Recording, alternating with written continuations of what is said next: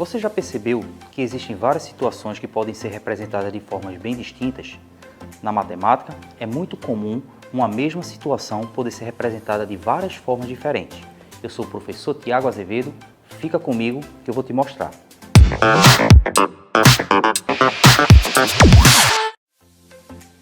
Observe que nessas imagens são maneiras diferentes de se falar de música. Já nessa outra aqui, são maneiras diferentes de se falar de esporte.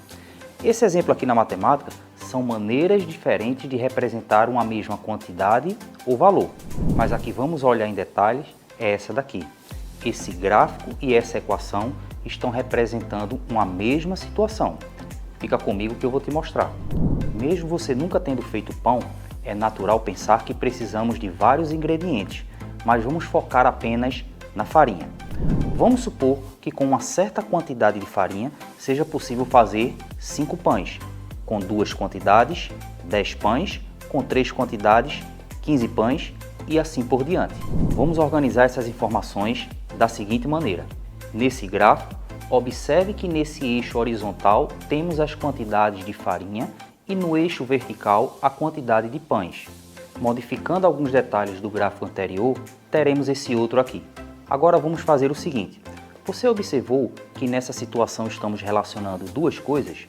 São elas, farinha e pão. É muito comum na matemática associarmos letras a valores desconhecidos ou a coisas que estão se relacionando, que é nosso caso agora, farinha e pão. Então vamos associar a letra F para farinha e a letra P para pão, como está nessa imagem aqui. O que faremos agora é criar um sentido para que essas letras se relacionem por meio de uma equação. Podemos observar, tanto pelo gráfico quanto pela maneira de relacionarmos a quantidade de farinha e a quantidade de pão, que para cada quantidade de farinha temos 5 pães. Dessa forma, podemos fazer com que as letras que representam os pães e a farinha se relacionem da seguinte maneira. Para cada quantidade de farinha, ou seja, uma letra F, teremos 5 pães. Nesse caso, 5 letras P, como podemos observar nessa imagem aqui.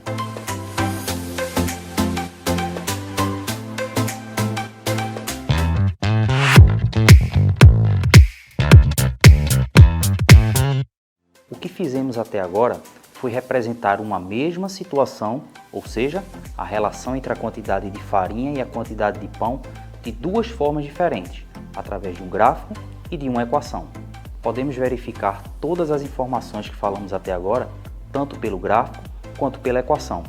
Observa, para cada quantidade de farinha temos 5 pães. Isso pode ser observado tanto no gráfico quanto na equação.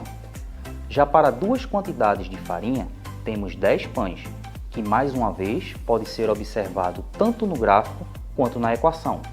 E para 3 quantidades de farinha, teremos 15 pães, como também pode ser observado tanto no gráfico quanto na equação.